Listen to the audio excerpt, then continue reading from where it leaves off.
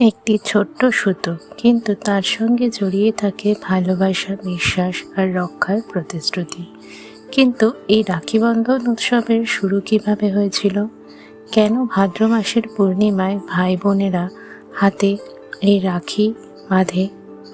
আজ চলুন জেনে নেওয়া যাক রাখি বন্ধনের কিছু পৌরাণিক ও ঐতিহাসিক কাহিনী। নমস্কার, আপনাদের সবাইকে অপরিতা ডিভাইনে স্বাগত।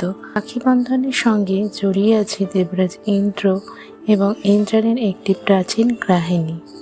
কথিত আছে, দেবরাজ ইন্দ্র যখন অসুরদের সঙ্গে যুদ্ধে বিপদের সম্মুখীন হন, তখন তার স্ত্রী ইন্দ্রাণী তার মঙ্গল ও বিজয়ের জন্য প্রার্থনা করে তার হাতে একটি পবিত্র রক্ষাসূত্র বেঁধে দেন। সেই রক্ষাসূত্র হয়ে ওঠে আশীর্বাদ ও সুরক্ষার প্রতীক। আবার মহাভারতের কাহিনী অনুযায়ী এক যুদ্ধে কৃষ্ণের আঙুল কেটে রক্তপাত হলে দ্রৌপদী তার মহার্ঘ রেশমি শাড়ি ছিঁড়ে কৃষ্ণের হাতে বেঁধে দেন। এর প্রতিদান স্বরূপ কৃষ্ণ দ্রৌপদীকে রক্ষা করার প্রতিশ্রুতি দেন। আবার পুরাণ মতে বলিরাজের রাজ্য রক্ষায় বিষ্ণু বৈকুণ্ঠ ছেড়ে মর্তে অবস্থান করলে তাকে ফিরিয়ে আনতে দেবী লক্ষ্মী সাধারণ নারীর ছদ্মবেশে বলিরাজার হাতে রক্ষাসূত্র বা রাখি বাঁধেন।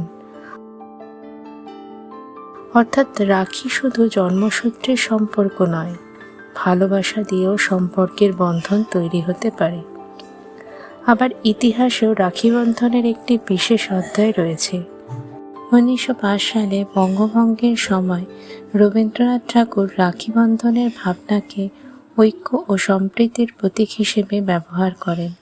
মানুষ একে অপরের হাতে রাখি বেঁধে বোঝাতে চেয়েছেন জাতি, ধর্ম, বর্ণ নির্বিশেষে সবাই এক। তাই রাখি শুধু ভাই বোনের উৎসব নয়, ঐক্যের প্রতীক। বর্তমান যুগে সময় বদলেছে রাখির নকশা এবং উৎসবের ধরনও বদলেছে। তাই সকলকে রইল আগাম রাখি বন্ধনের শুভেচ্ছা। সব ভাই বোনের জীবন ভালোবাসা, শান্তি ও আনন্দে ভরে উঠুক। সকলে ভালো থেকো, সুস্থ থেকো।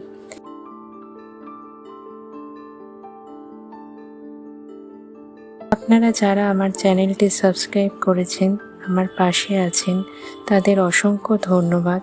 আর যারা এখনও সাবস্ক্রাইব করেননি, তারা আরও সুন্দর সুন্দর ভিডিও পেতে চ্যানেলটি সাবস্ক্রাইব করে পাশে থাকবেন।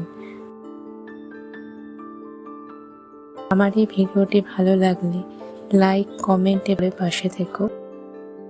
জয় গোপাল।